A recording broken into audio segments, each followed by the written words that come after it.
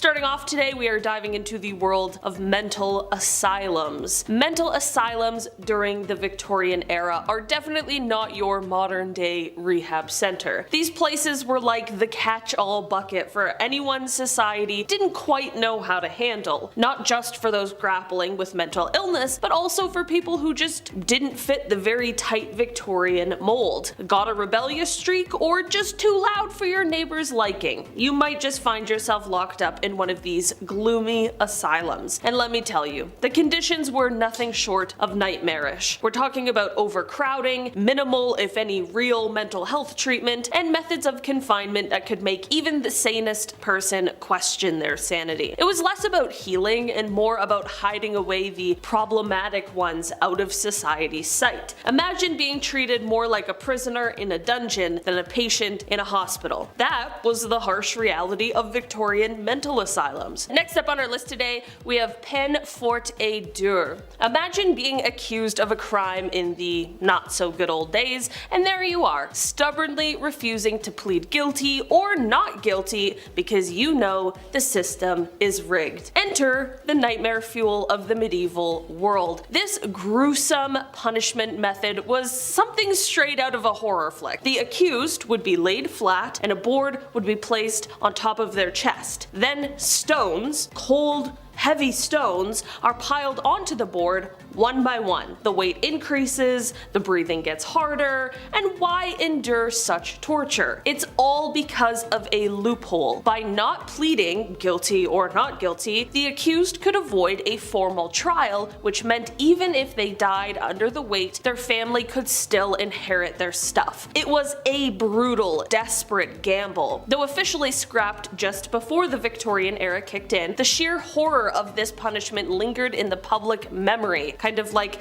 the ghost of punishments past whispering, "Be glad you live in the now." Next up, we are journeying over to the gibbet. The gibbet, or gibbeting, was like a horror movie of old school punishments. So picture this. After the execution took place, the criminal wasn't just buried and forgotten about. No, that would just be too easy, I guess. Their body instead was sometimes locked up in an iron cage and hung from a tall frame called a gibbet, kind of like a creepy bird cage, but for humans. This wasn't tucked away in some dark corner either. It was of course out in the open where everyone could see it. The body was left to hang there, decomposing in the open air come rain or shine. Why the public display? Well, it was all about scare tactics. The sight of a swinging, decaying corpse was supposed to frighten anyone from thinking about breaking the law. Fair enough. It was a very stark, gruesome reminder plastered right in the town square. Break the law and you could be the next ghastly attraction. Yikes. Talk about a deterrent. I don't think I'd commit any crime after that, actually. It's crazy. Even just like Scared Straight or whatever that show is, like that was enough for me.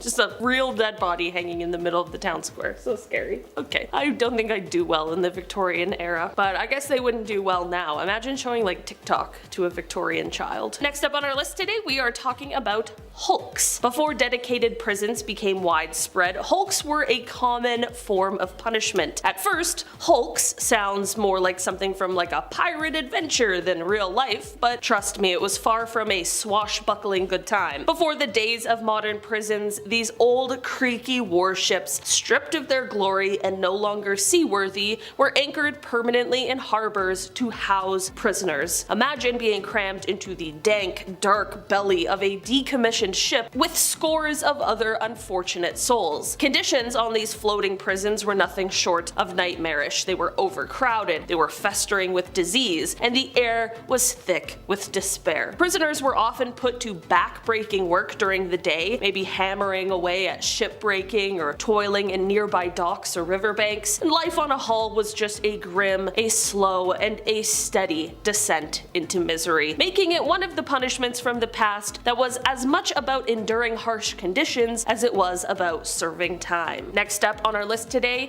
we have shame. Public humiliation was a go-to tactic in the punishment playbook during the Victorian era, and honestly even before that. Imagine being caught for a petty theft or a public nuisance, and instead of just serving time or getting a ticket, you're slapped with a giant sign spelling out your crime, and then you are paraded around town. Or perhaps you'll find yourself locked in the stocks, stuck in one uncomfortable position in the town square. Here, everyone from cheeky kids to stern old-timers could get a good look at you, and they didn't just stare. Of course not. They jeered, they tossed rotten tomatoes, or worse, sometimes. It wasn't just about making you rethink your life choices, it was about showing everyone else what could happen if they stepped out of line. This kind of punishment turned lawbreakers into live lessons in morality, with a side of entertainment Victorian style. Kinda makes you glad that all you get is a parking ticket these days, right? I'm just saying, alright? Put that in the gratitude journal this morning. Next up on our list today we have the Drunkard's Cloak. Speaking of shame, this was one method that definitely worked to embarrass anyone out of committing this crime, and it also showed that maybe the Victorians had a bit of a sense of humor, although a very morbid one. So imagine you're in a bustling town square and there's someone looking quite ridiculous and moving awkwardly among the crowd. This poor soul is decked out in the infamous Drunkard's Cloak, which is basically a barrel turned into a heavy, uncomfortable garment. Think of it as the original cone of shame, but for humans. This barrel, often with holes for the arms and head, turned public drunks into walking spectacles. Walking around in this bulky, clunky barrel made any movement a challenge and attracted all kinds of stares, snickers, and maybe even a few rotten tomatoes from onlookers. This cloak wasn't just a punishment, it was a public statement. I partied too hard, and look where it got me. Designed to shame the wearer and entertain the public, the Drunkard's Cloak was a bizarre blend of punishment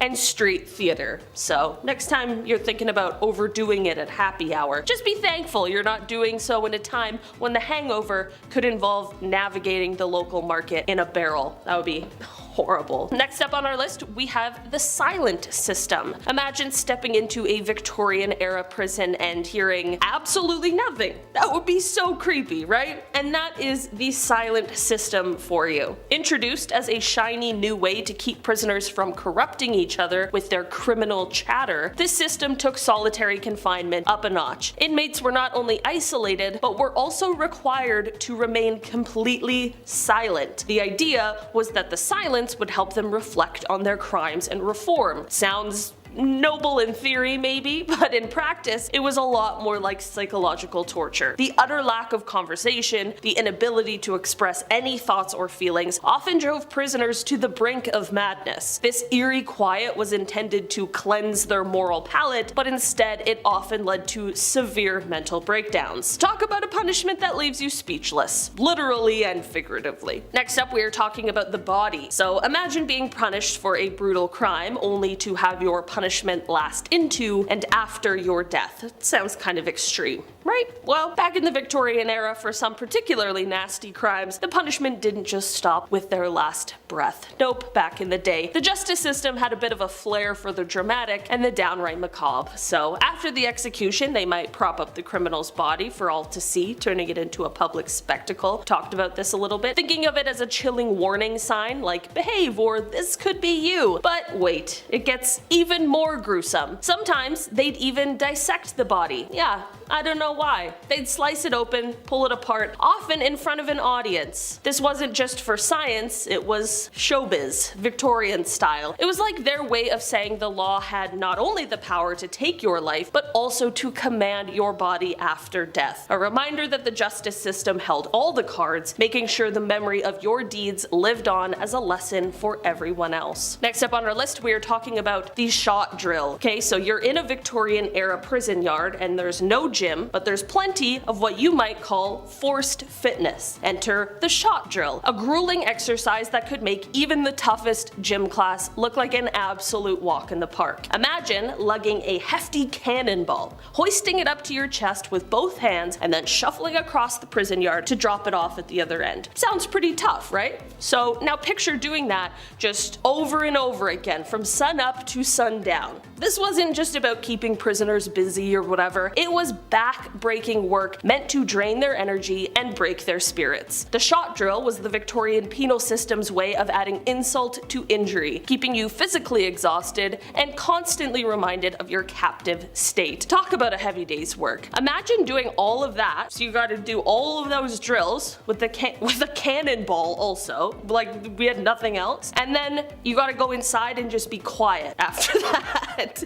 You just can't talk at all. That would just suck. Okay, I don't know, man. I really don't think I would have done well in the Victorian era. Okay, and finally on our list today we have oakum picking. So imagine, again, you're a prisoner in the Victorian era, sentenced to oakum picking. Sounds like something kind of out of a craft fair, but way better than that shot drill sentence. Well, maybe not quite. Imagine sitting there day after day, tearing apart old, tar-soaked ropes that used to hold ships together. Your task is to pull these gritty, sticky ropes apart until all that's left are the fibers, which then get reused to plug up leaks in ships, or stuff the very mattress you might be sleeping on, if you can call it sleeping. This isn't just tough on the mind, it is brutal on the hands. As you separate these fibers, your hands start to cramp, ache, and even bleed, thanks to the relentless, jagged edges of the rope. And just when you think you can't take another minute, you realize that your shift is not even close to being over. Oakum picking isn't just a job, it's a test of endurance, turning each day into a gritty battle against ropes that seem as tough as the life you are trying to survive. Number 10. Treadmill Punishment. While getting on a treadmill today can feel like a punishment in itself, back in the Victorian era, prisoners were assigned to the treadmill as a real punishment. Yeah, you can't get off this one. You would think they're only making prisoners stronger, but there is a method behind this madness. Listen up. The treadmill was invented by Sir William Gibbet in 1818. The treadmill was used not only for grinding corn, but mainly as a punishment. Corn and punishments, my two favorite things. Prisoners would step on 24 spokes of a large paddle wheel, causing it to turn. While originally intended for productive work, it quickly became a form of punishment. Yeah, somebody saw it and was like, you know what? I know how to make this awful. Get on there. The repetitive physical strain of the treadmill made it one of the most dreaded among inmates. Just thinking about a treadmill right now is making my legs shake. Let's move on. Number 9. Amelia Dyer. During the Victorian era, rapid industrialization led to urban expansion, bringing with it increased disease, poverty, and unemployment. All those fun things that make a city. By 1856, the force had expanded to include inspectors tasked with investigating serious crimes. One notable event occurred in 1896 when reading detectives apprehended Amelia Dyer. She was convicted of multiple killings, the worst of the worst, the details of which I can't even say on YouTube, or else our channel will get shut down. But the number of lives Amelia Dyer has taken, historians believe that number is around 400. 400, and a lot of them are quite young, by the way.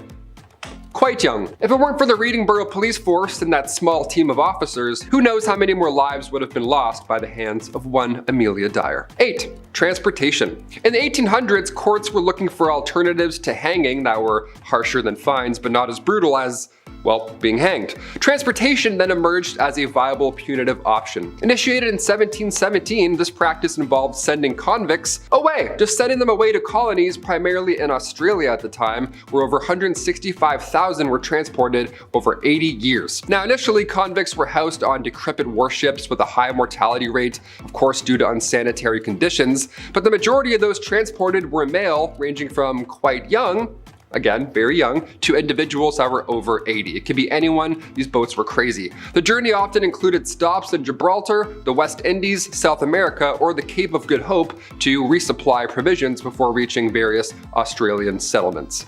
To which they go, you, get out. Okay, let's do it. Number 7, the crank. Oh, the crank. It sounds easy, but you give it time. Prisoners often endured hard labor such as breaking stones or turning the crank machine, which was a handle that convicts had to turn thousands of times a day, and often for no purpose other than punishment. Yeah, it's like a wheel that'll, not a wheel, it's like a, this is a blooper, me going, it's like a, it's like those old cars where you had to roll the window down manually. It took you like 7.5 minutes. You're like, come on, I'm so hot. There we go, we found it. An example is the case of Oscar Wilde, who was sentenced to 2 years of hard labor for gross indecency. Now, his prison experience, especially the hard labor, drastically affected his health and literary productivity. So far, this one here sounds the worst. At least with the treadmill, you got a little bit stronger over time. There's some sort of payoff. But turning a crank for no reason at all, I mean, maybe your one arm would get jacked, but other than that, you're just gonna destroy your body for no reason at all. What a nightmare. The Scold's Bridle was a sinister instrument of public humiliation from the Victorian era. Now this one really sucked, I'm not gonna lie. We're gonna start cranking it up here, no pun intended. The device was used to punish unruly women who were accused of nagging or gossiping.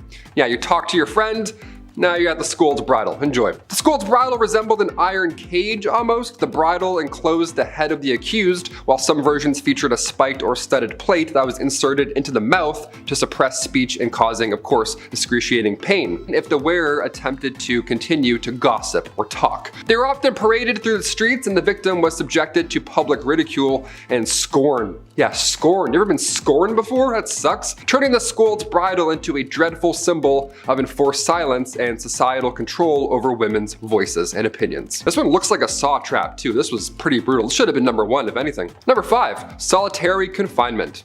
You're grounded. And I really mean you're grounded. In the Victorian era, solitary confinement was a widely utilized form of punishment that embodied the period's harsh philosophy. Yeah, we're not cranking things. This time we're just thinking about our problems. It was known originally as the separate system, and it was designed to isolate prisoners to reflect on their crimes and ideally reform. Rather, they just went absolutely insane. Inmates were confined in small, stark cells, cut off from all human contact and external stimuli.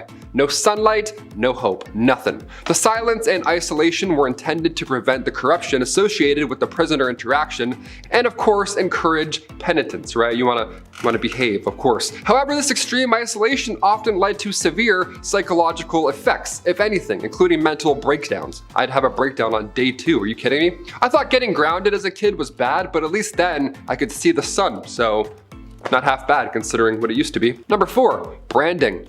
Now we're cooking. Branding was a brutal form of punishment often reserved for criminals convicted of the gravest offenses. I mean, obviously, you're getting your ass.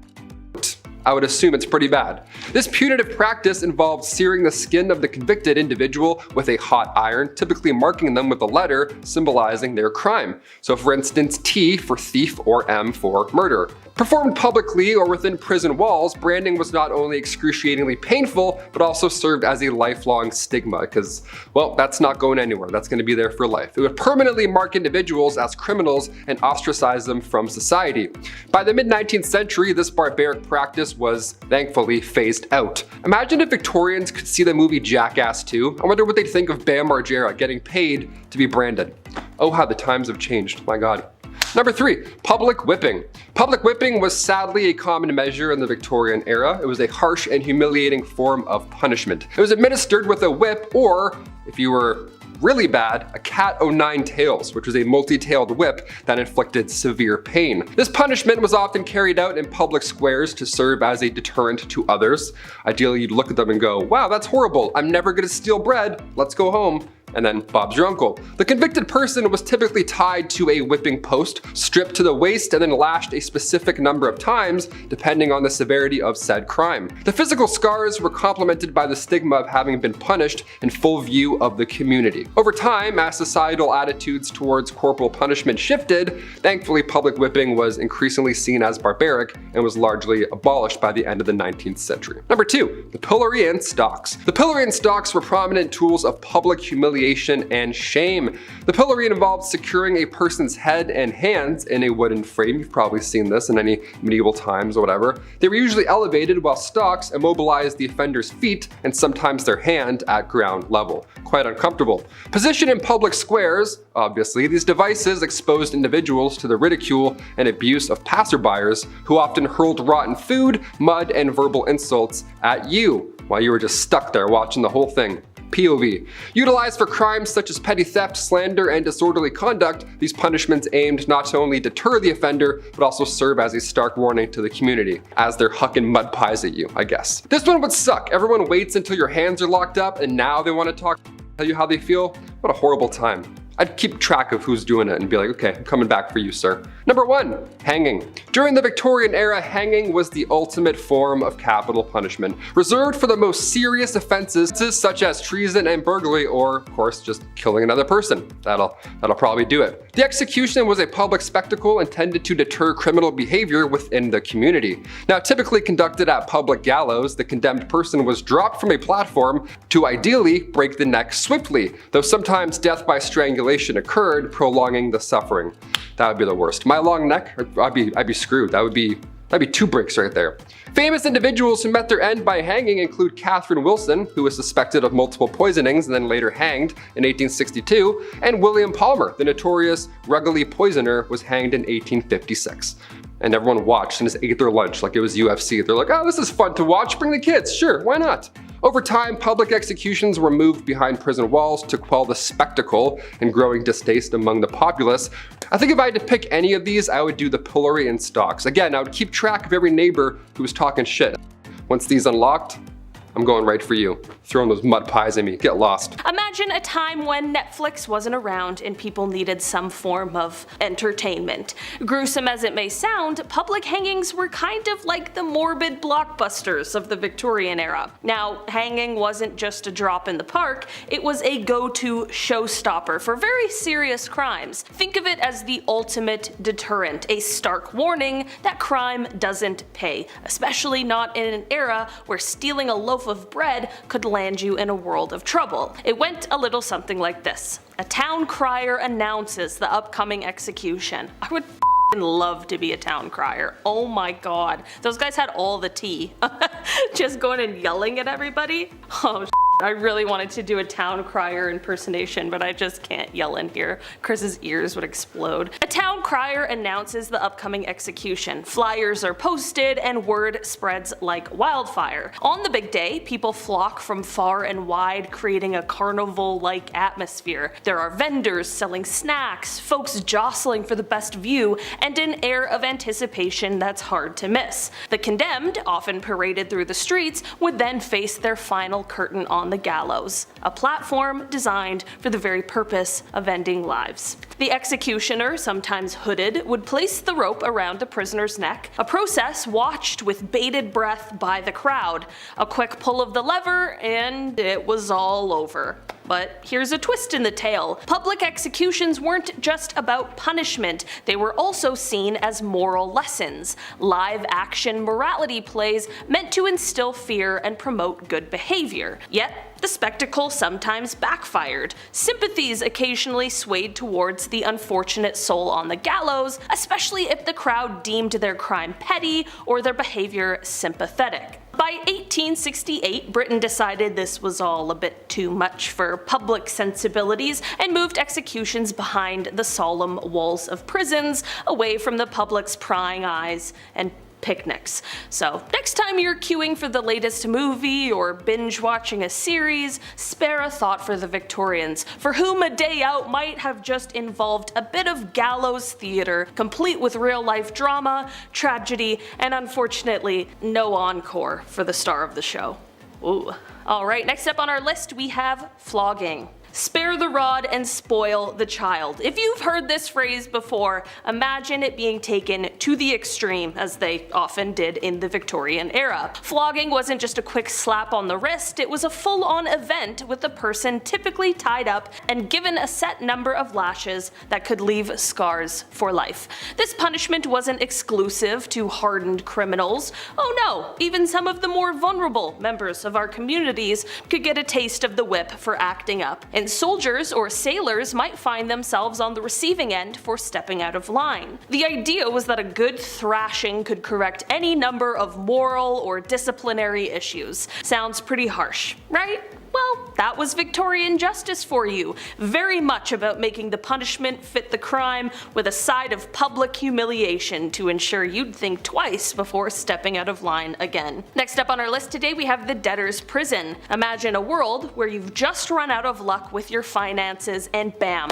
you're sent off to a debtor's prison, which is about as fun as it sounds. So, not fun at all. These places were grim. Think of the worst hotel you've ever seen, then remove any windows, heating, or good food. In debtor's prison, you were stuck until your debt was paid off. But here's where things get even more interesting. How in the world are you supposed to settle your debts when you're locked up and you can't work? It's kind of like trying to run a marathon with your legs tied together. Meanwhile, your family on the outside, yeah, forgot about them, they're just scrambling to get by without their main money earner, which often plunged them into their own financial crisis. Love that. It was just a vicious cycle that didn't do much for actually solving the problem of debt. Instead, it just added a hefty dose of misery and despair to the mix. It sounds like the Victorian era was actually just a lot of that. Misery and despair. So next time you're fretting about paying bills, just be thankful you're not doing it Victorian style, I guess. Or else I'd be in Rogers prison for my phone bill. Next up, we have the Scold's Bridle. Back in the Victorian era, if a woman was labeled a bit too chatty or opinionated, heaven forbid she actually nag, she might find herself in the not so stylish accessory known as the Scold's Bridle. Imagine a heavy, clunky metal mask clamping over your head, complete with a gag right in your mouth to put the kibosh on any further chit-chat.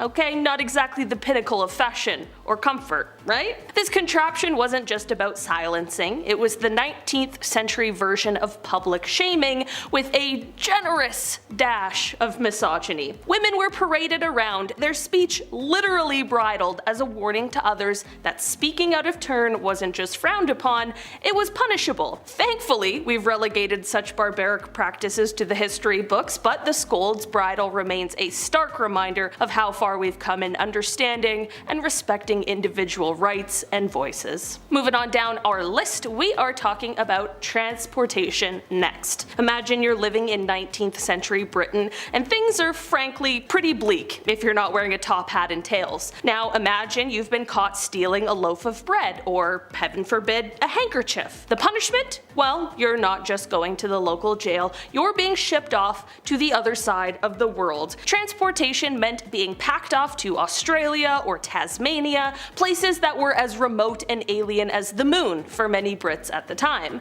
These were no pleasure cruises. The journey alone could take months on cramped, disease-ridden ships where survival was a coin toss. Once you arrived, if you were still kicking, congratulations! Your prize was hard labor in brutal conditions, often in chain gangs or remote outposts where the sun seemed to have a personal vendetta against you. And forget about a leisurely pint at the pub, you were there to work, building the infrastructure for new colonies, often in sweltering heat or other extreme conditions. Speaking of hard labor, the good old Victorian era where they took no pain, no gain to a whole new level, especially in prisons. So imagine you've been nabbed for stealing a loaf of bread, and yes, this is the only example I will be using like I'm Jean Valjean himself. So imagine you stole the bread and bam, you're sentenced to hard labor. And we're not talking about breaking a sweat at the gym, we're diving into the world of the treadmill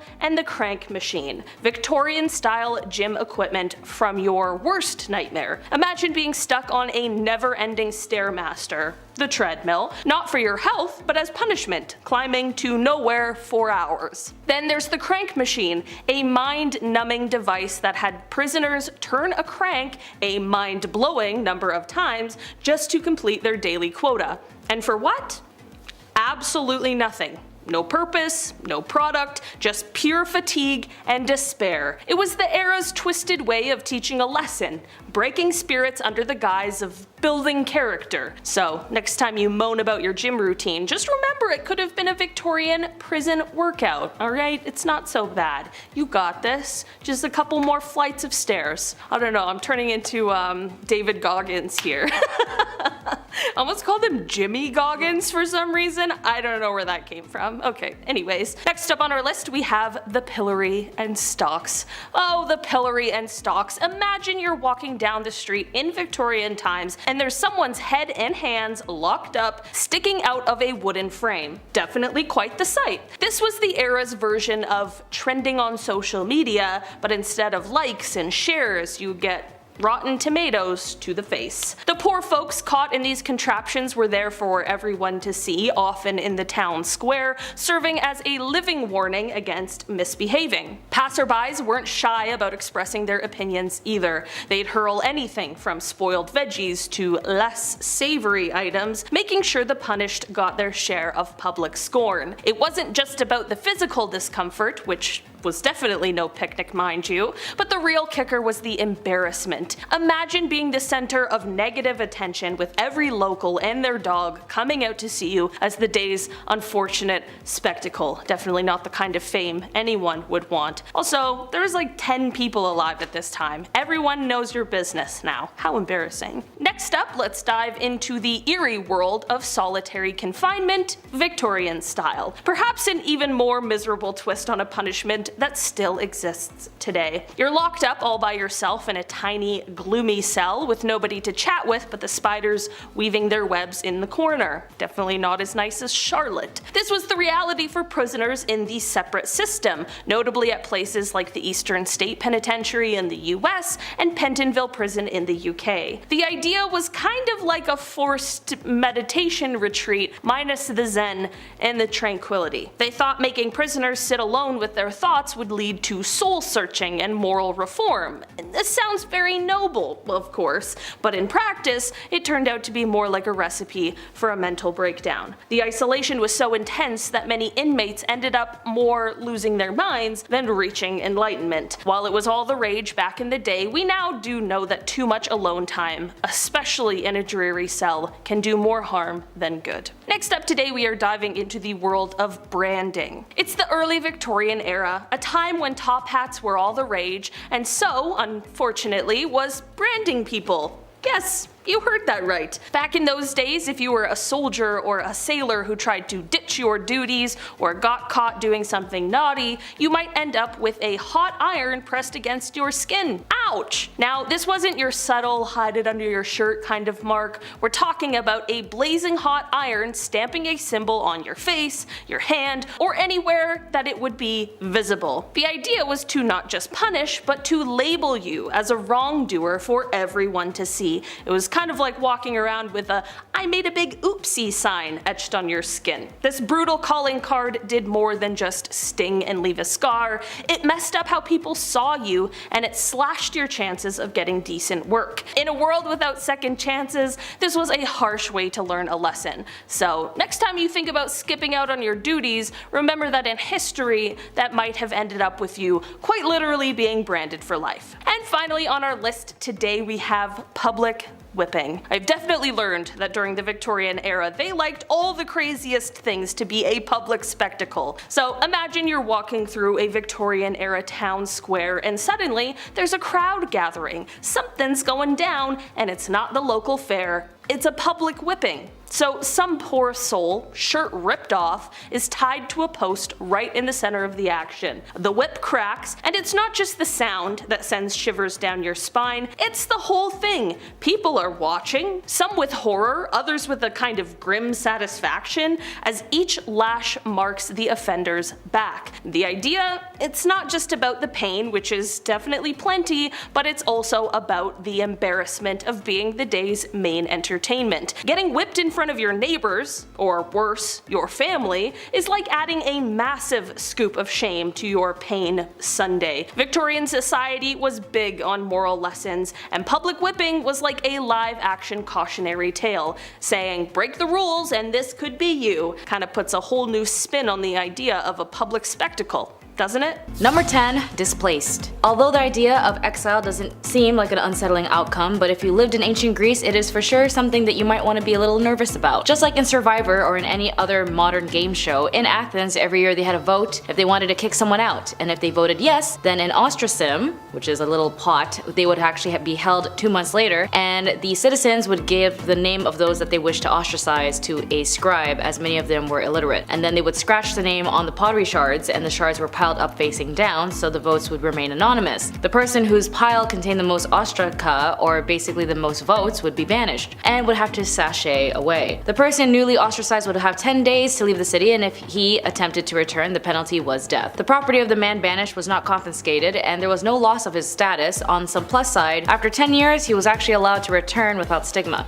Number 9. Slavery. In this time, they really were pro-slaves. If by any means of punishment you would mean of ending up as a slave, to the ancient Greeks, slaves are after all expected to be loyal to their masters. A slave who ratted out on their masters would then be subsequently convicted and would be put to death for disloyalty. That's why they had to be tormented before a testimony could be taken. Enslaved people who lived and largely worked independently of their masters were those least likely to feel the iron rod of discipline. Athens slaves too could be physically punished or even tormented, and enslaved people elsewhere were also subjected to beatings. Athens alone was home to an estimated 60,000 to 80,000 slaves during the 5th and the 4th century BC, with each household having an average of 3 or 4 enslaved people attached to it. Slaves in ancient Greece did not have any human or civil rights, and they were tormented for different reasons. Their owner could beat them whenever he wanted because he was a jerk, or their testimony was needed for a lawsuit. They were tormented into confessing to their own guilt or incriminate someone else. Number 8. Flogging. Yeah, you might be familiar with this one. Flogging, or known as whipping, was also used in ancient Greece. Offenders could be subjected to beatings or implements like a whip or a rod, which were meant to cause pain and severe as a deterrent. For these times, ritual floggings were actually practiced, and heretics were whipped with a thong of oxtail leather or parchment strips. When the cane strikes or objects like these are used, the blood is forced from the tissue beneath. Damages of the small blood vessels and individual cells would cause leakage of blood and tissue fluid into the skin and underlying tissue, increasing the tension in these areas. In ancient Athens, bodily punishments like flogging and whipping were deemed inappropriate for free Athenian men, but were actually more reserved for slaves and foreigners. Number 7. Barbecue 2. Yes, I know the whole stick thing, but that's what they did. Like all other forms of punishment, the pike or impalement was the next course of the deal. The victim was inserted halfway up their back privates while held above the spike for longitudinal, and the spike would run them through as the gravity took hold, avoiding vital organs emerging through the skin on the shoulder or neck. For several days, a person might endure this. Instead, the torso was penetrated by the stake during transversal, either from the front to the back or other way around. Impalement was a very common practice across the Pharaonic Egypt, Europe, Mesopotamia, and the ancient Near East, the Neo-Assyrian Empire, and of course, ancient Greece. Number 6. I believe I can fly. In ancient Greece, another method of execution was the act of throwing a criminal over a precipice. This practice was not limited to Athens, but it was actually very prevalent in other regions like Sparta, Delphi, Corinth, etc. The execution would involve pushing the convict over a high, steep cliff where they would fall into a deep trench known as a Verathon in Athens. This particular form of execution was typically reserved for individuals who were convicted of religious or political crimes. The denial of burial rights further added the humiliation and disgrace brought upon the criminal, as they would be left unburied, their remains exposed, and vulnerable to the elements, as well as the animals. Reference to this method of execution are not found after 400 BC, and the Athenians appear to have dug a new trench in the 4th century, but this was probably designed to receive convicts who were executed by other means. Imagine a time and a place where asking some folks, hey, you want to get dinner and drinks, would get you executed. The Han food restrictions. The Han Dynasty had some fickle little food laws and regulations, it appears, and for some reason they had wild punishments for them. For example, the law stipulates that dinner without a valid reason will be fined if caught, and if there's beef on the table, it will be cut directly. Does that do something to the beef? I don't get that part. I also don't get the part where between 206 BC and 220 CE, having a few drinks with the boys could get you literally decapitated. The law stated that if 3 or more people got together to drink, the participants would be fined 4 tals of gold. If you're unable to pay, obviously you face severe consequences, because why can you afford to drink but not pay a fee? The only exception to this rule were gatherings such as weddings, funerals, and festivals. Many rulers and dynasties attempted to regulate the consumption of alcohol, in some part because making alcohol required grains like rice, and that supply was often short. Rulers also feared that drunken civilians could easily turn disorderly and violent and cause some peace issues. Can't talk unusual and freaky without bringing up the Mongols and their Yasa law. The Yasa decrees are only available to us through secondary sources, as there's no comprehensive Mongol scroll or codex found so far. Naturally, this can be problematic, and our knowledge of Yasa law is nothing like the older code of Hammurabi. This is due to the fact they weren't literate. So yeah, the laws were told verbally. What we know of Yasa, declared by Genghis himself, is it can concerned itself with people, not property, and aimed for 3 things: obedience to Genghis Khan, a binding together of nomenclats, and merciless punishment of wrongdoing. Nowadays, we've managed to collect some of their laws together, and I'm gonna read you some of this list. So, we have urinating in water or ashes is punishable by death. One may not dip their hands into water and must instead use a vessel for drawing water. Probably a hygiene thing, but at least it's not death, you know? It's forbidden to wash clothing until completely worn out, and don't forget, when you do go to wash them, it's forbidden to bathe or wash garments in running water during thunder. I can't make sense of that one. And then also there's the one where parents can arrange a marriage between their children even if one or both are already dead. But the weirdest thing aren't even the articles, it's the penalties. Only death is ever specified as a consequence. Adultery, death. Take someone against their will, death. Peeing in water, death. Don't answer con calls, death. Giving out food or clothing captives, death. Death, death, death, death, death. Now, it also includes some pretty chill laws, like Genghis ordered that all religions to be respected and no preference be shown to any of them. So, I mean, you win some, you lose some. Up next is like country boys at Boots and Hearts. You gotta chug, chug, chug. This law and punishment comes to us from the Sui Dynasty of China, which the duration was 581 to 618 BC. If you've seen some of my videos about ancient China, you may know that getting into the royal court for work could be pretty blessed for you, your biddy, and any kids or family you have. Some parents went as far as to snip their kids' junk so they could potentially be a eunuch for their emperor in the future. If you don't want to do that, you could always take the imperial exam, the Keiju, which theoretically allows anyone in the country to become a government official. But failing the test was not without consequence, especially if you weren't neat. According to the Book of Sui,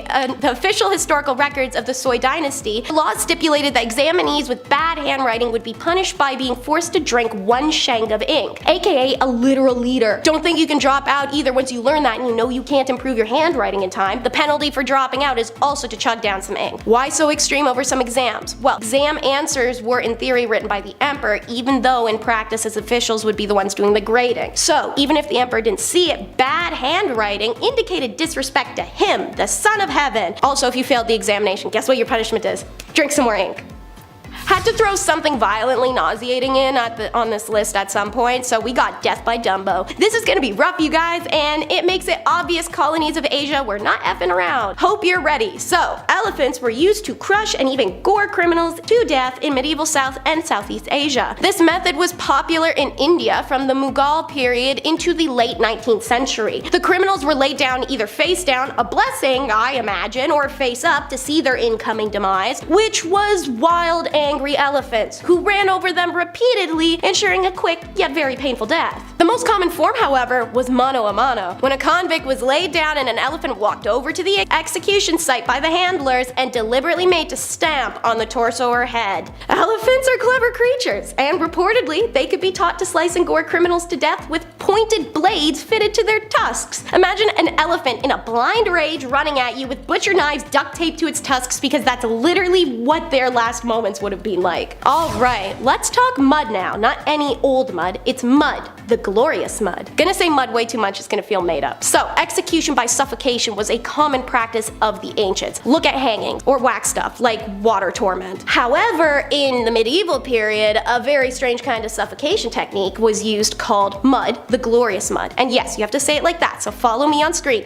Mud, the glorious mud. Yay! Okay, I'll stop. So, some historians tell us that criminals would be killed by throwing him or her into a pit of stinky mud, usually also packed with human filth and feces, because this is medieval Europe. The convict would either die by drowning or by suffocation. However, this was also a common accidental death for the exhausted armor-laden soldiers laying injured on battlefields. Anyways, being drowned or suffocated in mud for punishment does seem to have been rare, thankfully, primarily known to happen in the Burgundy region of France, where it was a punishment reserved specifically for women who left their husbands. Number 10, stuck in the middle. The pillory consisted of hinged wood boards forming holes through which the head and or various limbs were inserted, and the boards were locked together to secure the captive. Pillories were set up to hold people in marketplaces, crossroads, and other public places. They're often held on platforms to increase public visibility of the person, and often a plate card detailing the crime that was placed nearby. These punishments generally lasted only for a few hours, but by then you would want to contact your therapist by using BetterHelp, or if you're lucky in a country with free healthcare, contact your doctor for a psych eval.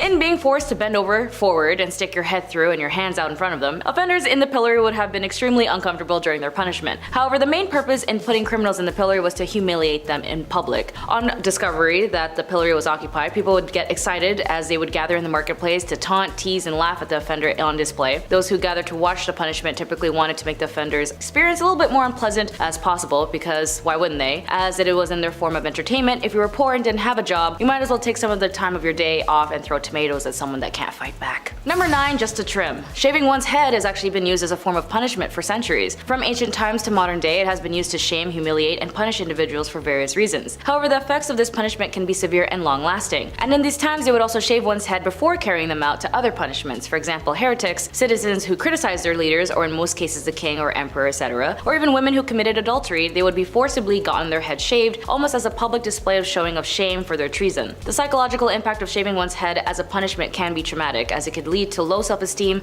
depression, and anxiety. In some cases, it can even lead to post-traumatic stress disorder, aka PTSD. For some people, it might not seem like that scary as a punishment, but it is still a form of humiliation even used today. It's used as a punishment for minor offenses in some cultures, as well as punishment in schools and in prisons. Because of this, it leads to a culture of fear and oppression. Shaving heads without one's consent is a punishment and a violation of human rights and dignity, as it violates the rights of privacy and personal autonomy. Number 8, flogging. When it comes to another form of public punishment, some might be subjected into flogging or being whipped in public. Typically, flogging has been imposed as an unwilling subject as a punishment. However, it can also be submitted to willingly, and even done by oneself in a sadomasochistic or religious context. Offenders could be subjected to beatings with implements like a whip or a rod, which were meant to be causing pain and severe as a deterrent. In the Dark Ages, the Whipping Act was passed in England in 1530. Under this legislation, vagrants were taken to a nearby populated area, and they would be tied by the end of a cart naked and beaten with whips throughout the town till the body should be very bloody. Although most of the whippings are typically done where the victim is wrapped around a pillar with their back exposed, there's also another thing called foot whipping, where one's feet are exposed. In some countries, this punishment of foot whipping is still executed in public to this day. Number 7, marked. In forms of corporal punishment from temporary to more permanent, involving the following on the list. Although in some cultures, tattooing isn't seen as a bad thing, but to other heritage is a source of pride, but in some cases, they're also used in means of marking an individual for their shame. Nathaniel Hawthorne, the Scarlet Letter, famously marked its protagonist, Hester Prynne, with a red letter A for adultery after accusations about her behavior. Hawthorne's book is more about fiction, as adulterers were really forced to mark their clothing to identify their crime. Like Hester Prynne, A, or the letters AD as outlined by Plymouth Colony Law from 1658, adulterers were seen publicly without their letters were subjected to public whipping and even more humiliation and social alienation. The humiliation can be extended intentionally or not by leaving visible marks such as scars.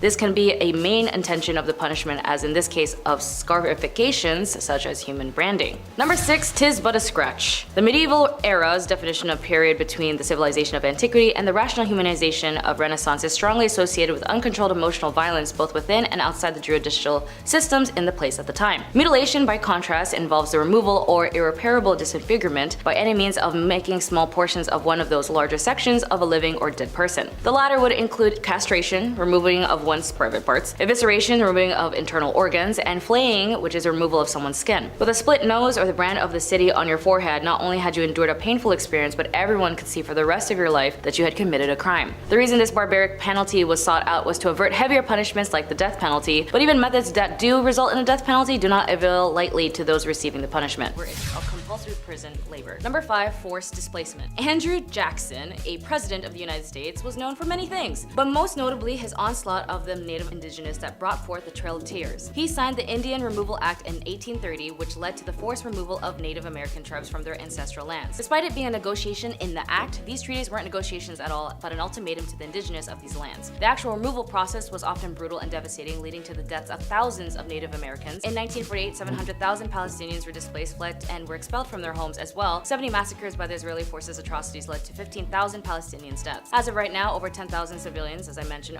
being them children, are dead as they've been killed by the IDF. And as of right now, civilians of the northern Gaza are forced to leave their homes towards the south of the border Khan Yunis, which now the Gazans call the second Nakba. History repeats itself in different fonts with the same brutality but different faces, and no matter the era, it repeats. And yet we wait till the current time passes to ask ourselves, wow, they did that back then? When in reality, it's happening right now, like in Ukraine. Ukraine. Ukrainians who once lived in Ukraine are now displaced in refuge all over the world to avoid the war. And right now, like in Congo, an estimated 6.1 million people are currently internally displaced in DRC as of October 2022 and now. Which gives us another question. Why are these indigenous people on these lands refugees in their own country? Number 4, firing squad. Execution by firing squad is another war crime as well as punishment in the time of war. A firing squad is normally composed of several soldiers, all of whom are usually instructed to fire simultaneously, thus preventing both distribution of the process of one member and identification of who fired the lethal shot. To avoid disfigurement due to multiple shots to the head, the shooters are typically instructed to aim at the heart, sometimes aided by a paper or a cloth target. Jose Rizal, a Filipino revolutionary who aided in the spark of the Filipino resilience against the Spanish colonization and occupation of the land, died by firing squad. But because Filipinos are gang AF, he told them, "Don't shoot me from behind. If you're going to shoot me, look at me into the eyes when you do it." The commander of the firing squad refused, and Jose did whatever he could to face death on his own terms, and when the sun rose with him dying, his last breath was "Consumtum est," which means it is finished. Firing squads were very common in the times of war as a way to kill prisoners of war, captive soldiers, traitors, and even civilians. Number 3, mutilation.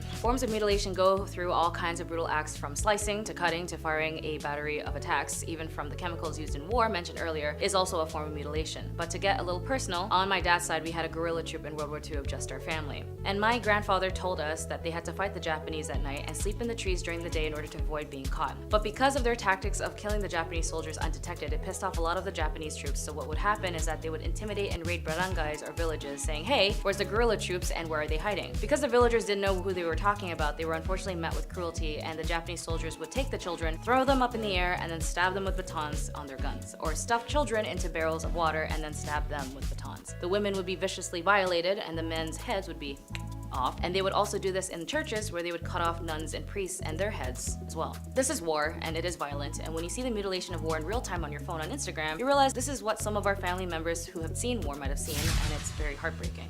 Number 2, ethnic cleansing. In Yugoslavia lies the heartbreaking Bosnian genocide, of which ethnic cleansing of Bosniak or Bosnian Muslims and the Croat populations were met with ultimate violence. Bosnian Serbs forced engaged in a campaign of ethnic cleansing, forcibly removing Bosniaks and Croats from their homes, often subjecting them to extreme violence, forcing physical harm and killing. This resulted in a significant number of refugees and internally displaced persons, and the international community initially struggled to respond effectively to the conflict. However, as the scale of atrocities came increasingly apparent, diplomats' efforts were to make broker peace led to the Dayton Agreement in 1995. The Bosnian genocide is a deeply tragic and painful chapter in recent history, and it serves as a stark reminder of the horrors that can occur when ethnic and nationalist tension escalate into violence. And finally, number 1, genocide. We know that the Holocaust is one of the worst in history in regards to mass genocide, as it resulted over 6 million Jews' lives who had died under Germany's cruel, violent government and occupation. And when it comes to genocides around the world, there are so little efforts to stop it when it occurs. In fact, there are some going on right now, as little as it being done, like in Congo, Gaza, and Sudan. And some may not know in history or might have forgotten other important, just devastating genocides in other parts of the world, like Rwanda in 1994. All in the span of 100 days of trauma, violence, statutory offenses, killings, and ethnic cleansings led to the genocide of 1,074,017 people of the Tutsi descent deaths. After the assassination of Juvenal, the Hutu president, the next day was when the genocidal killings began. Majority Hutu soldiers, police, and militia targeted key Tutsi and modern Hutu military political leaders. The scale and brutality of the genocide caused shock worldwide, but no country intervened to forcibly stop the killings. So we'll start with punishment 1, tattooing. You may have seen our video, the top 10 messed up punishments from the Tokugawa era, in which case tattoos as punishment may sound familiar. While Japan and China were on different wavelengths and doing their own things, this is something they had in common for criminals. Although tattooing has been known in China for centuries, it has been in the most part an uncommon practice outside of their indigenous peoples. Throughout Chinese history, tattooing has been seen as a defamation of the body, something undesirable, and this originates likely with the penal tattooing as one of the 5 capital punishments in ancient China. The first, and considered the lightest of the 5 punishments, had criminals' upper cheeks or forehead or other visible parts of the body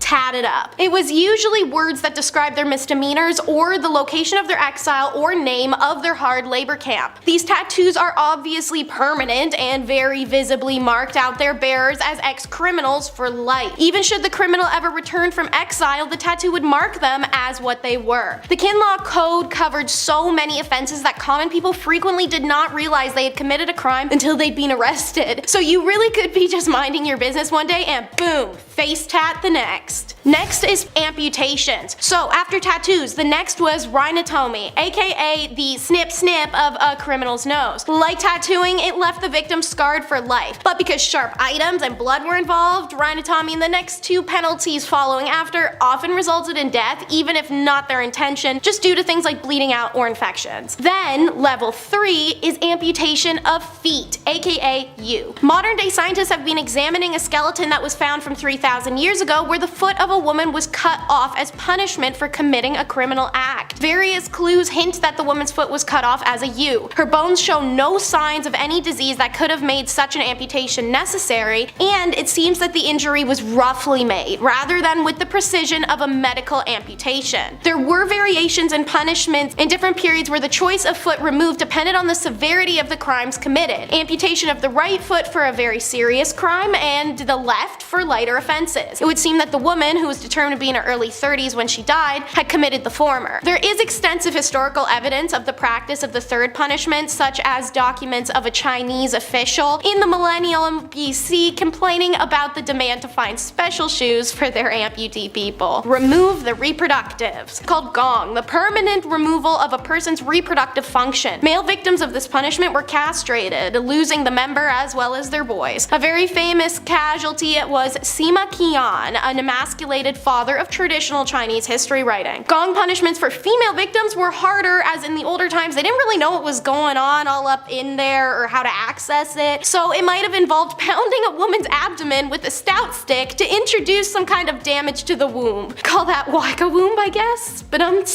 no? No, alright. Then the final in the code, the last of the 5 punishments, was death, obviously. However, there were different variations of death, from simple strangulation or decapitation to boiling or grilling a person alive and making literal mincemeat out of a person's flesh and then salting it. They got gorgeous with it, guys. The cruelty was deliberate and designed to cause maximum pain to the victims and their families, as well as to shock and deter others from committing similar crimes. A criminal might be sentenced to death by strangulation if less punitive, or decapitation if more punitive. Strangulation was actually prescribed sentence for lesser crimes, lodging an accusation against one's parents or grandparents, scheming to kidnap a person and sell them, opening a coffin while desecrating a tomb. Decapitation was a method of execution prescribed for more serious crimes such as treason or sedition. Despite a great discomfort involved, most of the Chinese people actually preferred strangulation to decapitation in the ancient times, and this is the result of the traditional belief that the body is a gift from the parents and that it is therefore disrespectful to one's ancestors to die without returning one's body to the grave intact. Executions were usually carried out at 11:30 a.m. on the day of the execution. The convict would be carted from the jail cell to the execution grounds. The cart stopped at a wine shop named the Broken Bowl on the east side of the Zuanwu Gate, where the convict would be offered a bowl of rice wine. The bowl would be smashed after it was drunk, oppa, and then the heads chopped off and promptly sent to the emperor. Now finished with the 5 official punishments, let's check out some other horrors, like the kangu, a type of large wooden collar placed around the necks of offenders, which could weigh differently depending on the severity of their crimes. Speaking of which, the Chinese Empire really said, and we have the receipts for it too, guys, as the criminals' past crimes would be attached to the wooden collar, most of the time for the public to see, grocery list style. The kangu also restricted a person's movements, so it was common for people wearing kangus to starve to death as they were unable to feed themselves and sometimes not even move from one place. If people were generous enough to offer food to the roadside kangu wearers, they could also see the list of their crimes and determine based off of that if they deserved their generosity at all. After all, it was a device used for public humiliation and corporal punishment. Imagine seeing someone you've beefed with forever pop up one day on the street corner wearing one of these. You can just walk up and read everything they did wrong, just attached to them. That's satisfaction for a grudge holder, man. Punishment number 5 is blown asunder. This was the advent of British colonialists who tormented India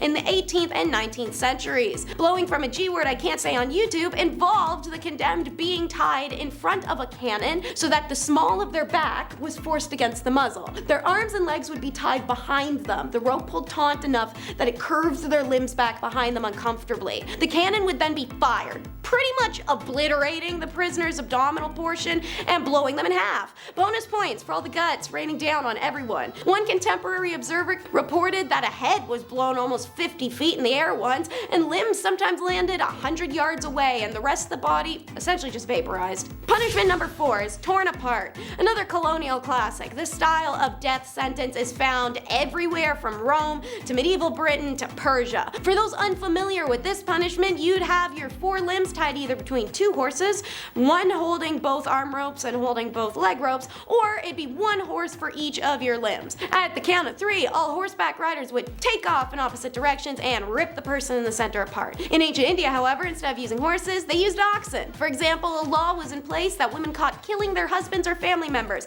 killing others by poison, or committing arson are to be torn apart by oxen. Punishment number 3 is cooked alive. The sensation of being boiled alive was an absolutely horrific one, yet it was a punishment for things as meager as theft or lying. A large cauldron was filled with water, oil, tar, fat, or molten lead and left to boil.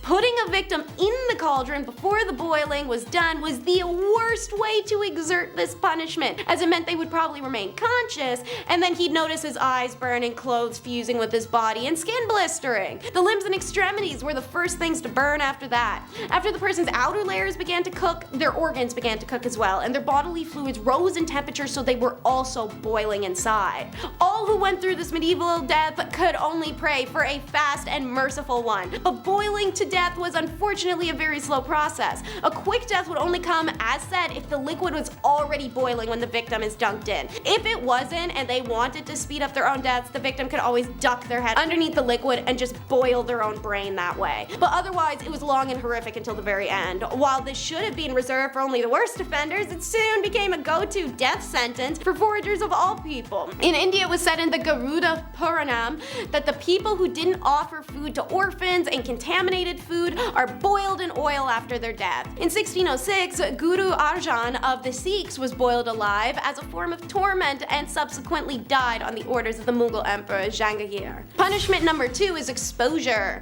While this was less common in ancient India, it was part of other punishments such as pillory, whipping posts, or stocks, or it was used as a method of gaining confession. Victims could be exposed to the elements by restraining them somewhere outside, whether on the ground, which was more susceptible to bugs, pests, animals, and grime, or somewhere suspended, like a cage, off a wall. That one was popular in Europe. In summer, the guards could just pour hot water over the victim's head repetitively, which eventually increased body temperatures to the extent that heat stroke would take effect, causing a victim to die slowly and painfully. Sometimes the body was even left to decay publicly to dissuade any further crimes. During cold days and nights, the chill, as well as the lack of protection from the wind, could easily sap a victim's body heat. Alternatively, the victim could be buried up to his neck, letting any animals, insects, or other people kill him slowly the way they want to. Due to its cost efficiency and cruelty, the exposure torment strategy was widespread in medieval Europe and many other places. In many cases, the victim was sentenced to a short period of exposure depending on the crime. However, death was frequent since they were completely defenseless, even if it wasn't intended to be more than a 2-day punishment. You never know. Punishment number 1 is immurement. However, it is more identifiable to the common person if I just call it being buried alive. Placing someone into a confined space and then sealing it up so they're forced to wait for their own death, whether it comes from dehydration, starvation, or even asphyxiation. Immurement also had been performed for aesthetic reasons in Hinduism, Jainism, and Buddhism, and examples can be found in plenty of written sources. The year is 1660 and the place is India. On the 6th of May, Shah Shuja, the second son of the Mughal emperor, boarded a ship and sailed from Dhaka to Arakan to find asylum from his brother, who was now his father's successor and wanted to kill him. Shah's plan was to stay in Arakan for a short period before sailing over to Mecca, then Persia. But he landed there just as the monsoon season hit, and it trapped the prince in Arakan for many months. And then for life. See, while stuck there, the king asked Shah if his eldest daughter would marry his son. For some reason, this really grilled Shah's onions, and he tried to overthrow the Arakan king in a coup, which then was found out. Although Shah managed to escape into the jungle, he was subsequently caught and put to death. The prince's family, however, were thrown into prison after their capture, although they were set free later. Moreover, the king married Shah's eldest daughter himself. He didn't even give her to her son, really just spit on dad's grave like that. It seems like the surviving family members of Shah, including that eldest daughter, plotted to seize power again and overthrow the king, having clearly learned nothing. Like the last time the conspiracy was leaked, and this time the king meant business. If his family was gonna keep being a problem, he was just gonna exterminate the entire thing. According to the 17th century French physician and traveler Francois Berner, the men were decapitated with axes, whilst the women were closed, confined in their apartments, left to die of hunger. All the windows and doors had been sealed. Even Shah's eldest daughter, now the king's wife, was not spared.